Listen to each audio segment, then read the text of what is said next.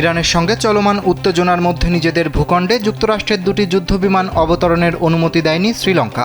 দেশটির দক্ষিণাঞ্চলের একটি বেসামরিক বিমানবন্দরে ওই যুদ্ধবিমানগুলো নামাতে চেয়েছিল ওয়াশিংটন। শুক্রবার পার্লামেন্টে দেয়া এক বক্তব্যে লঙ্কান প্রেসিডেন্ট অনুরা কুমারা দিশানায়ে এ তথ্য জানান। তিনি বলেন, গত ২৬ ফেব্রুয়ারি যুক্তরাষ্ট্র এই অনুরোধ জানায়। প্রেসিডেন্ট বলেন, যুক্তরাষ্ট্র জিবুতির একটি ঘাঁটি থেকে ৮টি জাহাজ বিধ্বংসী ক্ষেপণাস্ত্র সহ দুটি যুদ্ধবিমান ৪ থেকে ৮ মার্চের জন্য মত্তলা আন্তর্জাতিক বিমানবন্দরে রাখতে চেয়েছিল।